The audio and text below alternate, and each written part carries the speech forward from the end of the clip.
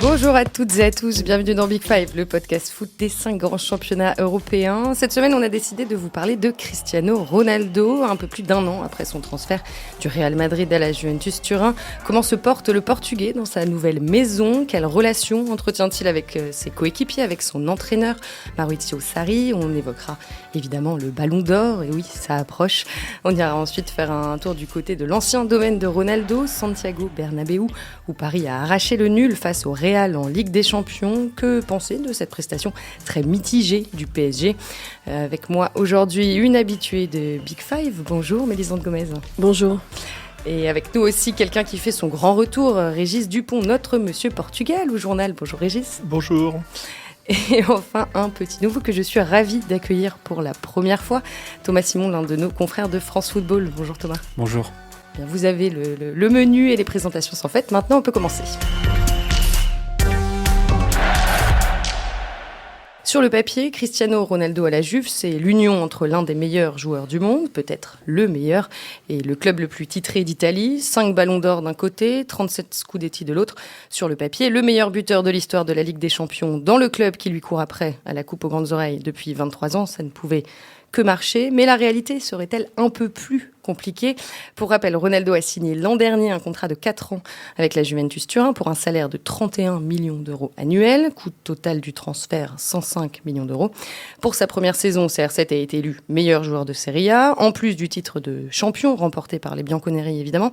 Alors un peu plus d'un an après son arrivée en Italie, est-ce qu'on peut parler d'un mariage heureux entre Cristiano Ronaldo et la Juve? Mélisande, est-ce que maintenant il se sent complètement turinois?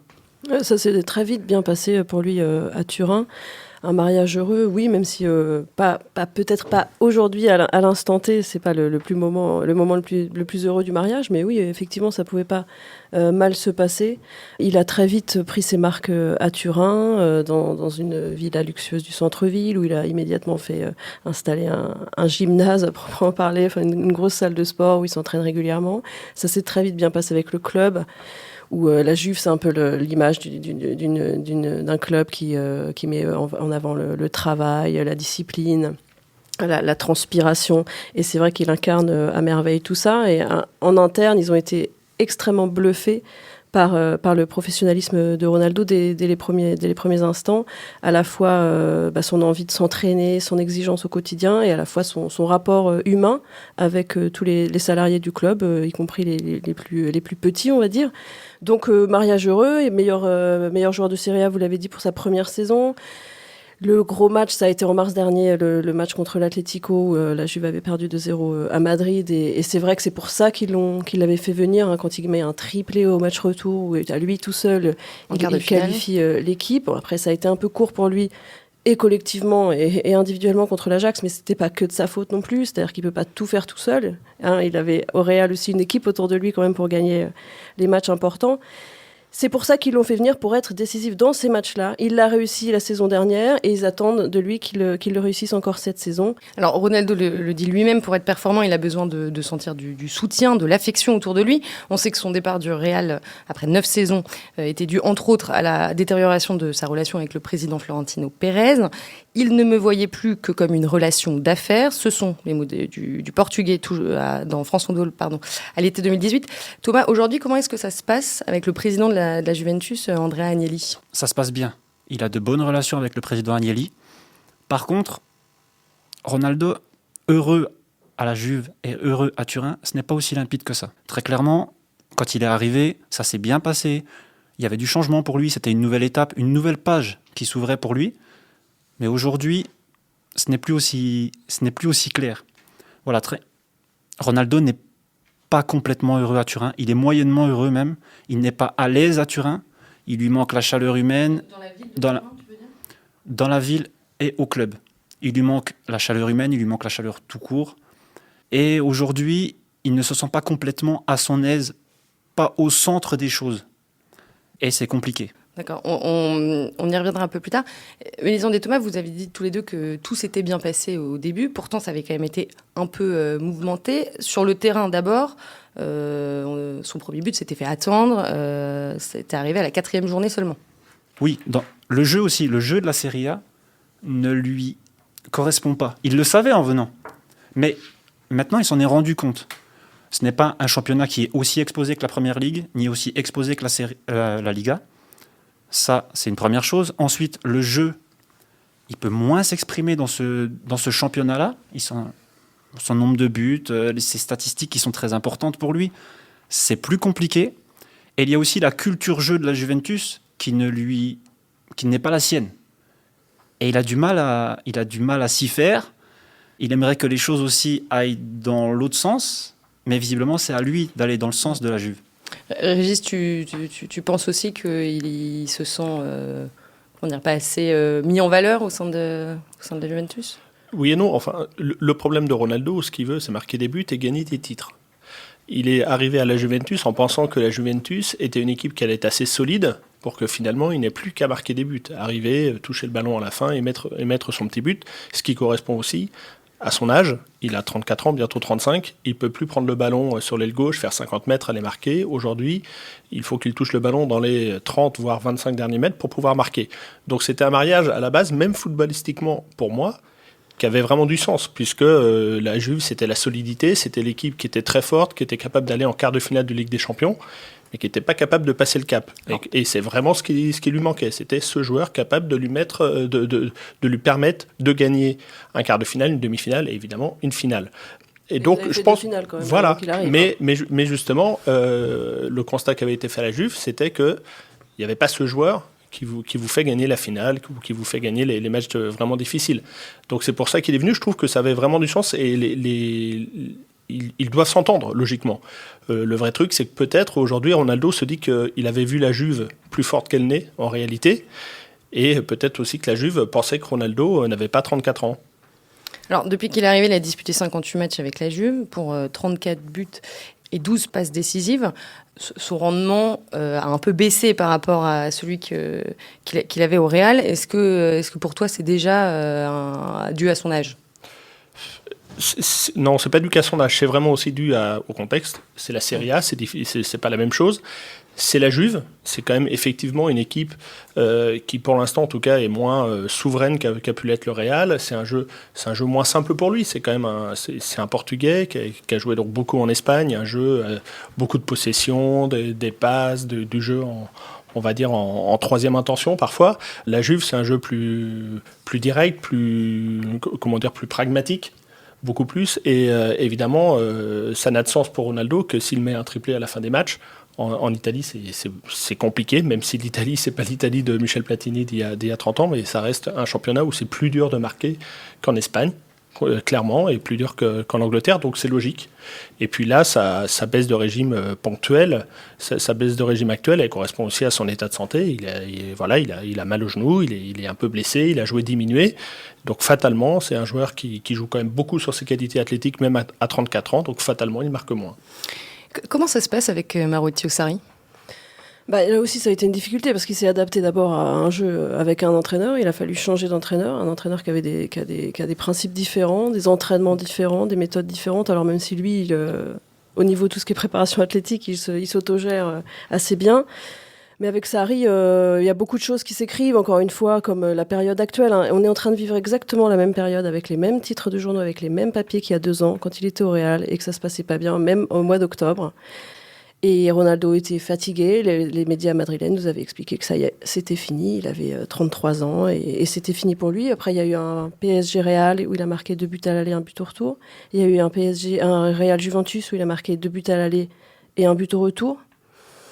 Et le Real a gagné la Ligue des Champions. Donc, je pense qu'il faut rester un peu prudent sur les difficultés d'adaptation. Franchement, en Serie A la saison dernière, elles n'étaient pas évidentes à voir, les difficultés d'adaptation, parce que ça se passait très bien avec Mandzukic, parce qu'il a aussi besoin d'un attaquant avec un profil particulier à côté de lui, ce qu'a fait, on l'a assez dit pendant des années, Karim Benzema, et il a plus ça cette saison. Alors, parce que ça arrive, voilà, il considère qu'il a 3 attaquants, le meilleur avant-centre du monde, il le dit lui-même, Ronaldo, qui, avec Sarri, avec plusieurs réunions avec Sarri, ils sont mis d'accord sur le fait qu'il partirait un peu de la gauche, mais en tout cas, il joue avec un numéro 10 et 2 attaquants, donc c'est assez... finalement, c'est vrai que moi, je le trouve à chaque fois très excentré sur le terrain, et ça suppose des efforts physiques qu'il est plus capable de faire, et qu'il ne faisait plus à la fin au Real, ce qui expliquait aussi qu'il continue à marquer autant. Donc là, il va falloir qu'il trouve une solution pour moins se fatiguer sur les côtés, et ça, son entraîneur y travaille, parce qu'il en est conscient. Et puis il y a Higuaín et il y a Dybala qui alternent à côté de lui. Et c'est vrai, c'est plus difficile pour Ronaldo de trouver sa marque qu'avec Mandzukic, qui était vraiment davantage à son service et dans un autre registre physiquement aussi. Ronaldo apprécie davantage Sarri qu'Allegri. Ah bah ça c'est sûr. Humainement, en tant que technicien aussi. Moi, j'avais pu voir des images de discussion entre Sarri et Ronaldo, et ça me provoquait quelque chose de négatif, en fait. J'avais l'impression que c'était Rafael Benitez avec Ronaldo, époque Real Madrid. Et je me disais, ils s'entendent pas très bien. Et finalement, non. Ronaldo a une bonne image de Sarri, il le considère comme un bon technicien, même si l'image physique qu'il peut renvoyer pour Ronaldo n'est pas une image qui correspond au standing du club de la Juventus. Mais en tout cas, ils s'entendent bien. Par contre, le dogmatisme de Sarri correspond moins bien au pragmatisme d'Allegri à Ronaldo. Ça aussi, il en est conscient. Et ça demande Massimiliano Allegri, l'entraîneur de la Juve de 2014 à cet été. Je précise, on l'a pas dit depuis le début. Donc voilà, ça demande des discussions, des adaptations, du travail, beaucoup de travail. Mais pour l'instant, Ronaldo, il a du mal à se trouver dans ces schémas-là. C'est compliqué. Il s'excentre beaucoup à gauche, comme l'a dit Mélissande. Quand c'est Dybala qui lui est associé, Dybala s'excentre beaucoup à droite. Dans l'axe, il n'y a plus personne. Et donc c'est compliqué parce qu'aujourd'hui, le jeu ne se fait pas autour de Ronaldo, mais pas pour Ronaldo. Les clés du jeu, c'est Pjanic qui les a. Comme Sarri les avait données à Jorginho, à Chelsea ou à Naples. Mais c'est pas Ronaldo qui a les clés aujourd'hui de ce collectif. Mais aujourd'hui, Ronaldo, il préfère être où sur le terrain ? Il préférerait être finalement comme au Real, avec, en pointe, avec un attaquant qui est capable de lui donner des ballons magnifiques comme Benzema. L'avantage qu'il y avait dans le 4-4-2 de Real sur la fin, c'est que voilà, il était beaucoup plus dans l'axe. Et en gros, défensivement, il y avait 2 lignes de 4 qui se débrouillaient pour défendre. Et là, c'est pas du tout la même chose à la Juve, où même si le placement de Ronaldo à gauche, évidemment, est purement théorique, finalement, ça induit un déséquilibre perpétuel pour la Juventus, avec Matuidi là, qui monte sur le côté. Alors ça peut d'ailleurs marcher. Que Matuidi joue autant. Hein. C'est parce que les espaces derrière, dans le dos de Ronaldo... En fait, en Italie, c'est ce que tu disais un peu tout à l'heure, Régis, c'est que tactiquement... à la perte du ballon, il n'y a pas du tout les mêmes exigences qu'en Espagne. Et que, voilà, du coup, il y a moins de scores fleuves, il y a moins de possibilités de marquer quand vous êtes Messi ou Ronaldo que si vous jouez, que vous êtes le Real et que vous jouez un petit de Liga, parce que les équipes défendent assez peu, finalement, en Espagne, alors qu'en Italie, ils sont obsédés par la perte de balles, par les positionnements, par cadrer les milieux adverses, etc. Et du coup, c'est vrai que le fait que Ronaldo ne défende pas, et d'ailleurs, personne ne lui a demandé de le faire, et Allegri puis Sarri ont été un petit peu briefés par la direction en disant, bon, c'est Ronaldo, il va pas faire les mêmes efforts physiques et c'est normal. Du coup, voilà, il y a Matuidi qui joue. Mais encore une fois, je pense que la Juventus de Sarri, depuis le début de la saison, et pas que avec Ronaldo, elle est encore en chantier, c'est assez clair. Il a montré déjà à Chelsea, et encore cette saison, qu'il était vraiment capable d'une vraie adaptation, parce que ça joue pas comme à Naples, il a pas les mêmes joueurs, il peut pas leur demander les mêmes choses à l'entraînement en mettant tout le monde sur un pied d'égalité. Il a des stars à gérer, parce que Dybala aussi, il a pas mal de caractère, et il le fait très bien, y compris ce que tu disais, dans les rapports humains. Et voilà, Ronaldo, par exemple, contre l'Atlético l'autre soir, il n'était pas bon et il n'est pas sorti. Et s'il y avait un joueur à sortir au moment où il a fait le remplacement et il a sorti Dybala, c'était Ronaldo, qui physiquement est fatigué, qui n'avait rien fait du match. Et il a sorti Dybala parce qu'il a laissé Ronaldo. Et il a dit ensuite, voilà, j'espérais qu'il marque son but pour se débloquer un petit peu. Et Ronaldo, il apprécie beaucoup ça, de voir que le club est derrière lui. De toute façon, le club n'a pas d'autre choix que d'être derrière lui, puisqu'encore une fois, eux, ils y croient qu'en février, mars, avril, il sera là pour marquer les buts qu'il faut. Et d'ailleurs, le club avait été plutôt clément après sa sortie contre l'AC Milan le 10 novembre. Donc, il avait été remplacé un peu avant l'heure de jeu par Paulo Dybala, justement. Et il avait juré en portugais au moment de sa sortie avant de rentrer directement au vestiaire et de quitter le stade. Ils avaient le droit de ne pas être sévères avec lui, puisque finalement, techniquement, ces jurons n'étaient pas adressés à Maurizio Sarri. En tout cas, ils étaient un peu adressés à la terre entière. Et on a le droit de croire Ronaldo quand il dit qu'en fait, il en voulait pas spécialement à l'entraîneur, il en voulait effectivement au monde entier. Lui, quand il sort, pour lui, c'est un drame absolu. En tout cas, quand il sort et qu'il n'a pas décidé de lui-même de sortir. Donc là, il était vexé. Il voyait bien qu'il était dans une période où il jouait moins bien, il ne marquait pas, et c'est aussi sa frustration qui parlait. Quelque part, c'est presque bon signe ce qui s'est passé pour la Juve. Cette colère, ça veut dire que Ronaldo n'est pas résigné, qu'il est à la Juve pour gagner la Ligue des Champions, pour battre encore des records, puisque les records, il les bat en sélection, mais il les bat un peu moins en club là, depuis quelques mois. Il est là pour gagner la Ligue des Champions, gagner une nouvelle Ligue des Champions dans un troisième club, ce qui est quand même assez exceptionnel, voire plus qu'exceptionnel. Donc Ronaldo, il a 34 ans, il en aura bientôt 35, mais il est aussi motivé que quand il en avait 20. Et pour la Juve, qu'il a quand même fait signer 4 ans, c'est une excellente nouvelle sur le fond. Alors, dans l'optique de remporter enfin cette Ligue des Champions, est-ce que la Juve est vraiment plus forte avec lui aujourd'hui ? C'est moins sûr. Vraiment, c'est moins sûr. J'ai l'impression parfois... Alors, il a un rapport avec ses coéquipiers qui est assez particulier. Par exemple, lorsqu'il est arrivé, sans rien dire, les autres l'ont vu travailler au quotidien, parce qu'on entend parler de Ronaldo. On sait qui est Ronaldo, mais ensuite, quand on le voit, c'est différent. Donc, il a une espèce de rôle modèle pour les autres, c'est-à-dire que les autres s'inspirent de lui. Il est arrivé, les autres l'ont regardé, ils l'ont vu faire, et derrière, automatiquement, ils ont changé des choses dans leur manière de faire, dans leur manière de travailler. Par exemple, 3 mois après, ils ont refait des tests physiques, la Juve, avec les médecins. Ils ont mesuré le taux de masse grasse de l'effectif entier. Et 3 mois après l'arrivée de Ronaldo, sans rien avoir changé à la préparation physique, ni à la nutrition ou à quoi que ce soit, il y avait 3% de masse grasse en moins sur l'effectif au total. C'est-à-dire que, et c'est pas lui qui a fait passer le message, c'est les autres, en le voyant travailler, ils se sont dit, il faut qu'on fasse comme lui, il faut qu'on hausse notre niveau d'exigence. Voilà, dans l'éthique de travail, Ronaldo, c'est quelque chose, on est obligé de s'inspirer de lui. Donc en ça, il a un peu bonifié l'effectif de la Juve. Ça, c'est le vrai effet positif. Après, sur le terrain, je serais moins catégorique, puisque j'ai l'impression que certains subissent le poids de sa présence sur le terrain. Ils n'ont pas assez de personnalité pour passer au-delà de cette présence et de ce que ça implique en fait. Certains se forcent encore à jouer pour lui, vers lui, alors que le jeu ne réclame pas de jouer à ce moment-là pour lui et vers lui. Et c'est compliqué. Cette saison, Gonzalo Higuaín, par exemple, qui a de l'expérience, il n'est pas dans ce cas-là. Paulo Dybala, on dirait qu'il a appris de sa saison passée et que lui aussi cherche un peu à s'émanciper de cette pression-là. Mais c'est quand même compliqué. On le cherche alors qu'il ne faudrait pas le chercher. Et je ne pense pas que la Juve est plus forte aujourd'hui avec lui. Ronaldo, en 2019, avec la Juventus, c'est 19 buts. En 2019, depuis le début de l'année. Toute compétition confondue avec son club. C'est très peu quand même. Oui, c'est très peu pour lui. Il y en a eu 3 contre l'Atlético qui peuvent balayer les 16 autres. Et s'il n'y en avait eu que 3 et 2 autres en demi et un autre en finale, il n'y en aurait eu que 5. Et c'est ces 5-là qui cherchent. Moi, je ne suis pas d'accord avec toi quand tu dis qu'ils sont moins forts.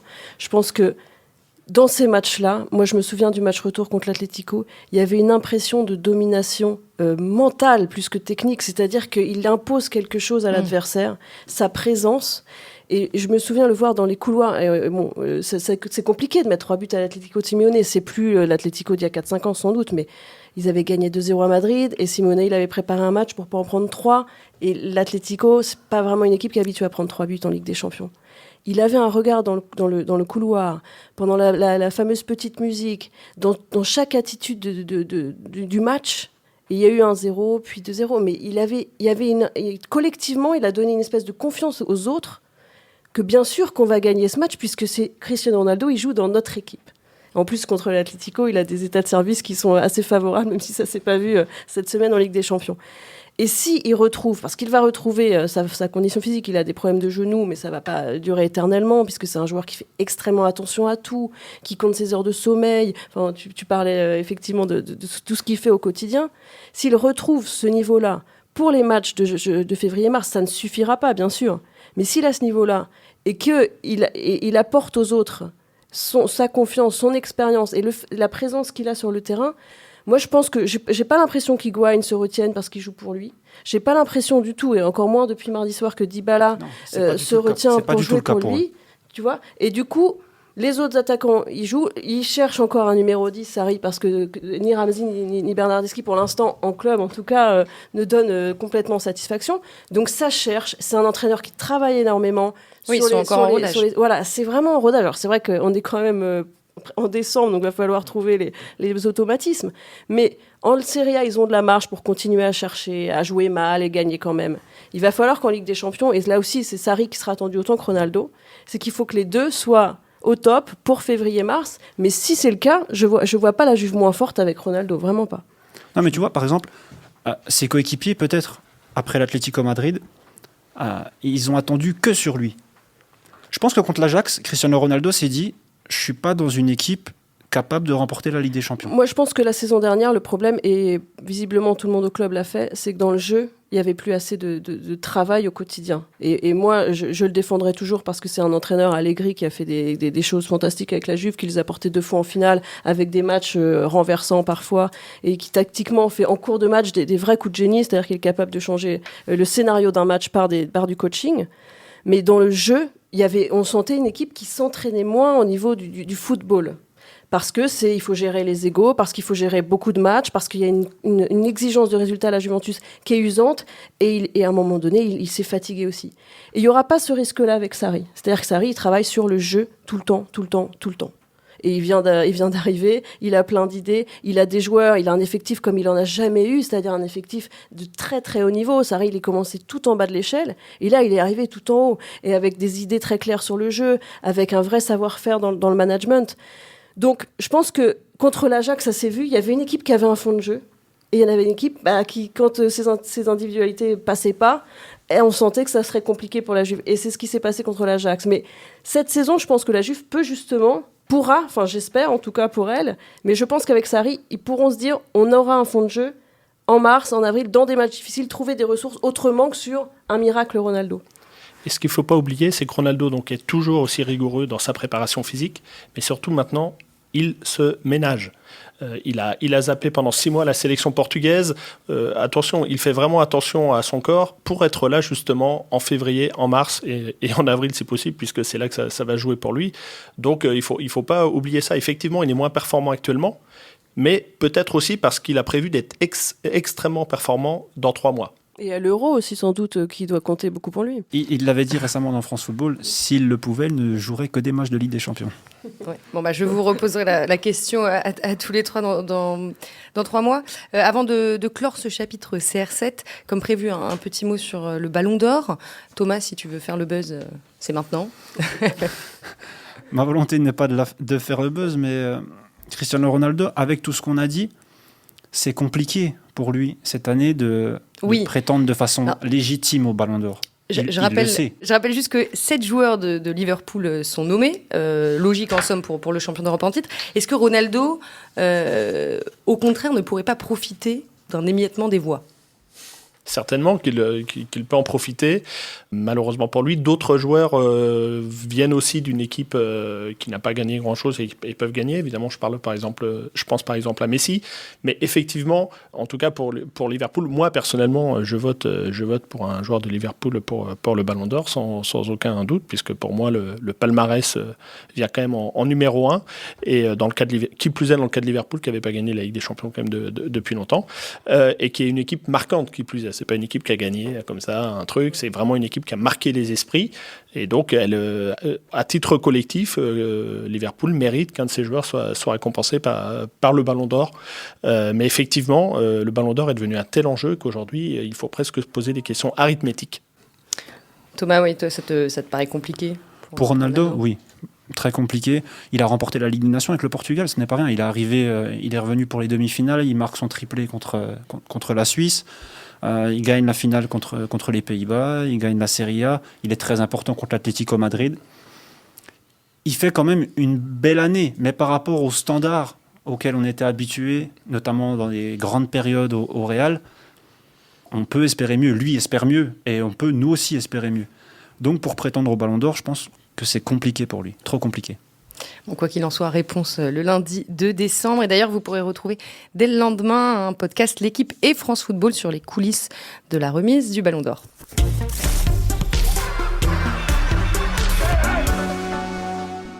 On va maintenant parler un petit peu de Ligue des Champions rapidement. Cette semaine, mardi 26 novembre, il y avait un match de prestige au programme. Le Paris Saint-Germain a arraché le nul face au Real. Les Parisiens étaient menés 2-0 sur la pelouse de Santiago Bernabéu après un doublé de Karim Benzema, toujours lui. Et ils ont obtenu le nul grâce à des buts d'Mbappé et de Sarabia dans les 10 dernières minutes. Ça ressemble à un bon petit braquage. Justement, qu'est-ce que ça dit de l'équipe parisienne en ce moment ? Parce qu'ils auraient pu le perdre, ce match, et très largement.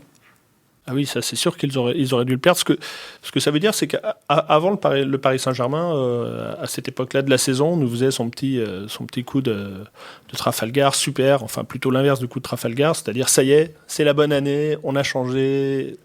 Et puis là, non. En fait, le PSG n'a pas changé. Le PSG est une équipe qui a quand même du mal à se mettre à niveau. Quand on bouscule le PSG dans ses repères, on sent que ça s'effrite très, très, très vite, notamment au milieu de terrain, où là, ça a été quand même la catastrophe. Entre l'aller et le retour, on voit une équipe qui avait très bien préparé son match aller et qui par rapport au match retour, l'a beaucoup moins bien préparé. À l'inverse, le Real avait tiré les leçons du match aller, savait exactement ce qu'il fallait faire. Donc le Real a mangé le PSG au milieu notamment.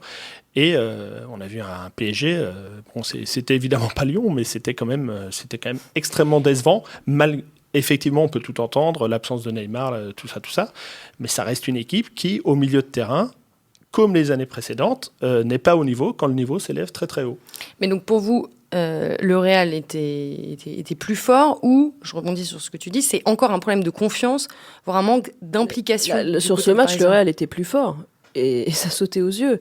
Après, est-ce que c'est un problème de confiance, d'implication ? Le fait est que le Real était plus fort et qu'il aurait dû gagner ce match. Moi, je continue de penser que la Ligue 1 et le niveau de la Ligue 1 et l'implication qu'ils y mettent, et d'ailleurs maintenant il leur arrive même de perdre des matchs, c'est un handicap quand vous devez trouver l'intensité et l'agressivité d'un match de Ligue des Champions. C'est deux sports différents et ils sont tellement habitués au ronronnement de notre championnat que quand il faut sortir des espèces de turbos pour gagner les duels, pour gagner les ballons et pour gagner ces matchs-là, ils les trouvent pas facilement. Et je pense, moi, j'ai toujours été persuadée que c'était un vrai problème. Alors on me disait, ouais, mais le Bayern, oui, mais la Juve, elle trouve en championnat, tu pourras confirmer Thomas, surtout cette saison avec l'Inter qui est là derrière, des adversaires qui lui rentrent dedans. Et le Bayern, ils ont sans doute une culture qui fait qu'ils arrivent, eux, ou un effectif, ou un sens de l'effort qui fait qu'ils arrivent à trouver ces forces-là. Mais Paris, à chaque fois qu'effectivement on leur rentre dedans, qu'on leur impose un pressing, qu'on leur impose un défi physique, ils ont du mal, quoi. Ils ont du mal. Oui, très clairement. On est sur les mêmes problématiques année après année. C'est-à-dire que là, effectivement, il y avait un déficit athlétique contre le Real Madrid. Plusieurs joueurs qui n'étaient pas au niveau, au point, pour disputer un match d'une telle intensité. Mais dès que le curseur de la pression et de l'intensité, et des exigences, en fait, s'élève, Paris ne répond pas présent. Et année après année. Bon, ils ne sont pas perdus. On peut voir le verre à moitié vide comme à moitié plein. Oui. Ils n'ont pas perdu. Un petit mot sur Neymar. Donc, il n'était pas titulaire, mais il est rentré après la mi-temps à la place de Gueye. Il a pas mal tenté, mais il a eu beaucoup de déchets. Est-ce que Tourelle l'avait simplement ménagé, ou est-ce qu'il se pose la question d'un schéma sans Neymar de temps en temps ? Non, c'est impossible de jouer sans Neymar, en tout cas les gros matchs. En revanche, la vraie question sur ce match, c'est qu'à la mi-temps, finalement, Tourelle a renoncé. Il est passé avec deux milieux défensifs. Il a complètement abandonné son milieu de terrain, parce qu'on sait que Verratti, c'est pas un joueur qui va avaler des kilomètres. D'ailleurs, on l'a vu sur le premier but de Real, où il se fait manger comme un minime par rapport à un cadet. C'était catastrophique. Voilà, on peut pas. Le PSG peut pas jouer dans une sorte de 4-2-4 avec Verratti devant la défense. Même si à côté Marquinhos fait ce qu'il peut, c'est impossible. Donc quelque part, il a fait un peu de politique, il a fait rentrer Neymar, regardez, je vous fais jouer les 4 devant, mais vous pourquoi êtes faire content. sortir Gueye à la place de Verratti, du coup ?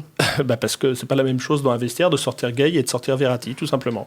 Ah, donc il préserve aussi le... Il fait beaucoup de politique, Tourelle. Mais c'est vrai qu'on parlait d'Allegri tout à l'heure. Dans ses coachings en cours de match, en général, Tourelle, c'est quand même assez inquiétant. Et quand il influe sur le résultat, c'est pas positivement. Bon, là, cela dit, ce match, finalement, c'en est bien fini pour le PSG, mais c'est plus un concours de circonstances qu'un vrai coup de coaching, quoi. Non, très clairement, ce 4-2-3-1 avec, entre guillemets, les 4 fantastiques, en Ligue des Champions, c'est pas viable. C'est pas possible. Ça provoque trop de déséquilibre collectif pour, contre de grosses équipes, de grosses oppositions, donner quelque chose de positif à la fin. Il en faut trop au milieu.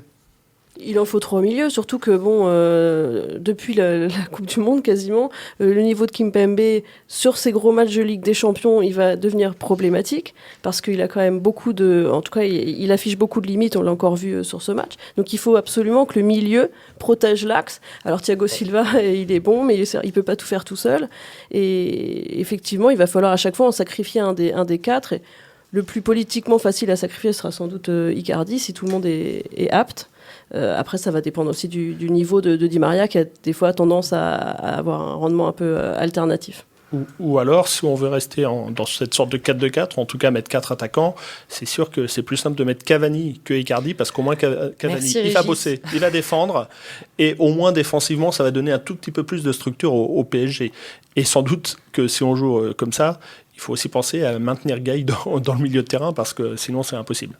Oui, parce que je voulais rebondir là-dessus. Quand tu parles des 4 fantastiques, maintenant, pour toi, Icardi a pris la place de Cavani. C'est pas pour moi. C'est non, mais pour moi, peut-être pas. Sur les derniers matchs, oui, mais la question se reposera plus. Je pense que vu le rendement d'Icardi, je sais pas combien il a tenté de frappe, mais il doit être à un but sur à chaque fois qu'il tente de frappe, il marque au moins une fois. Sur son niveau de jeu depuis qu'il est arrivé. Effectivement, il marque beaucoup. Il est physiquement au point. Il s'est mis très vite au point, donc il s'est bien adapté. Donc ça va être difficile pour Cavani, en plus pour des raisons contractuelles derrière. Je dis pas que c'est mon choix, mais c'est le choix qu'a fait clairement Thomas Tuchel et le club tout entier. Donc ça me paraît difficile de revoir Cavani dans ce PSG comme un titulaire. C'est un peu délicat de le voir comme ça. D'ailleurs, on parle quand même du meilleur buteur de l'histoire du club. D'où mon interrogation. Ouais, franchement, l'écarter comme ça, il a été blessé, il n'est pas très performant. Quand il a joué une titularisation depuis le début de la saison, c'est quand même pas beaucoup. Et aujourd'hui, Icardi, il a clairement pris sa place. D'ailleurs, Tuchel, dès la saison passée, c'était un peu compliqué avec Edinson Cavani. C'est pas quelqu'un qui correspond forcément aux attentes qu'il a d'un attaquant de pointe, d'un avant-centre, mais très clairement, dans un système où on aurait Mbappé, où on aurait Neymar, où on aurait Di Maria, Cavani, ça peut faire beaucoup plus de travail et de bien collectivement que Icardi.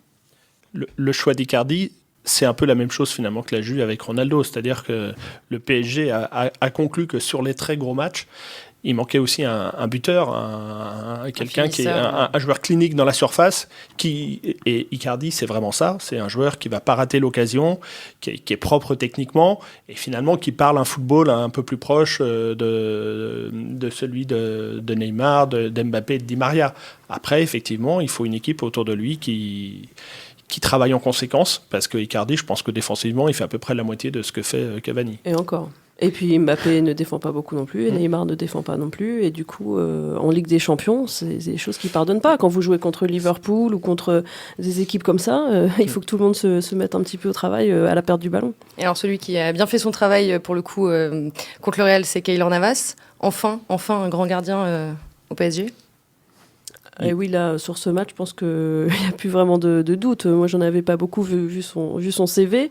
Bon, après, un gardien, vu son poste, il est jamais à l'abri d'une boulette ou d'un moins bon match, et peut-être qu'il en fera. Mais là, sortir un match comme ça à Bernabeu, en plus, c'est des arrêts vraiment compliqués à faire. Je pense que là, on va arrêter de débattre un petit bout de temps, et puis on va considérer qu'effectivement, c'est un très bon gardien encore aujourd'hui. Il n'y a plus de débat. C'est terminé. C'est la grosse satisfaction de la soirée. Et c'est un enseignement comme un point fort sur lequel doit s'appuyer le PSG pour avancer. Ce qui est très important pour un gardien, c'est surtout, au-delà de ses arrêts, c'est qu'il rassure. Son attitude, son langage corporel, il rassure tout le monde. On sent qu'il y a une sérénité folle dans tout ce qu'il fait. Et ça, c'est hyper important en Ligue des Champions, puisqu'on sait que ça va jouer à rien du tout. Et qu'un gardien qui rassure, ça rend les défenseurs meilleurs. Et on sait aussi que le PSG, en défense centrale, a peut-être des petits soucis à prévoir en quart de finale ou en demi-finale de Ligue des Champions, si tout se passe bien. Eh bien, Régis, tu auras eu le mot de la fin. Il faut qu'on s'arrête maintenant parce qu'on est en train d'exploser les timings. Merci beaucoup à tous les trois, Mélisande Gomez, Thomas Simon et Régis Dupont. Merci à Louis Godefroy, évidemment, et à Roland Richard pour leur aide très précieuse. Chers auditeurs, n'oubliez pas de vous abonner à Big Five. Laissez-nous des étoiles et des commentaires. À très vite.